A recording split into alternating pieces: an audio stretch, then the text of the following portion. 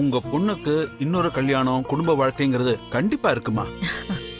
அவங்க ஜாதகத்துல இப்ப நடக்கிற தசப்படி பார்த்தா கல்யாண யோகமும் கூடி வந்திருக்கு. இப்ப மாப்பிள்ளை பார்க்க ஆரம்பிச்சிட்டா சரியா இருக்கும். நீங்க தான் எனக்கு உத்தரவு கொடுக்கணும். அருணுக்கு முன்னால முதல்ல வித்யா கல்யாணத்தை முடிச்சிடலான்னு தான் உங்களை கூப்பிட்டு பேசிட்டு இருக்கோம். நீங்க வேலையை ஆரம்பிச்சிருங்க. சரி. அது வித்யாவோட பழைய வாழ்க்கையை பத்தி உங்களுக்கு நல்லாவே தெரியும். நீங்க எங்க மாப்பிள்ளை பார்த்தாலும் சரி, மாப்பிள்ளை வீட்டுல எந்த உண்மையும் மறைக்காம சொல்லிடுங்க. அவ புருஷன் தற்கொலை பண்ணிக்கிட்டாருங்கிற வரைக்கும் எதையுமே நீங்க மறைக்காதீங்க. சரிங்க. ஆமாங்க, இந்த நல்ல காரியம் நடக்கணுமேன்னு எதையும் கூட்டி குறைச்சு சொல்லிட வேண்டாம்.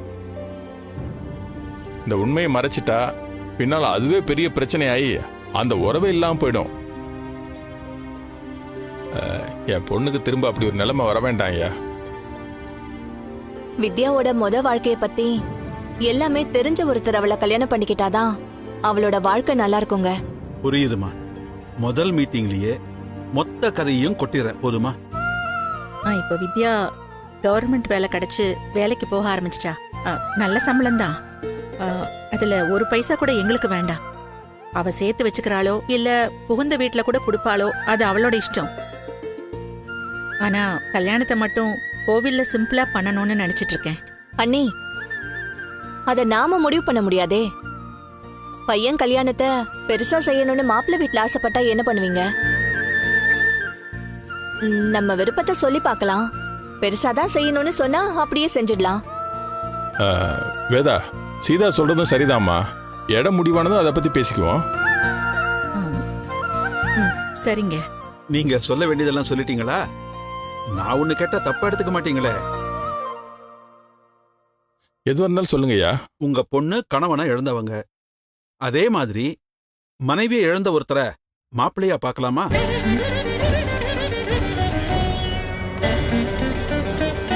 நான் இப்படி சொல்றதுனால மாப்பிள்ளை வயசானவர்னு நினைச்சிடாதீங்க.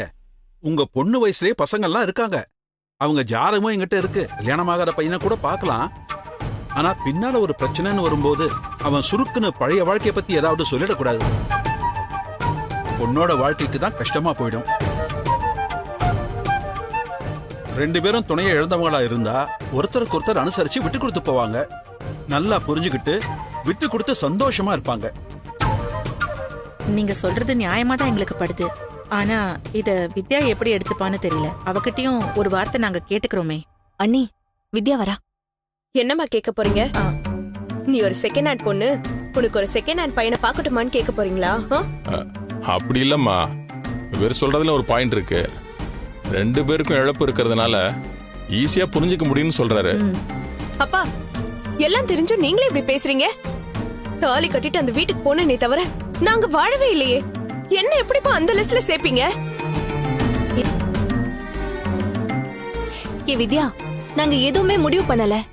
இதுல உன் விருப்பம் தான் முக்கியம். உனக்கு கல்யாணம் ஆகாத பையனையே பாப்போம். நீங்க யாரையும் பார்க்க வேணாத்த. முதல்ல இவரை வெளியே அனுப்புங்க.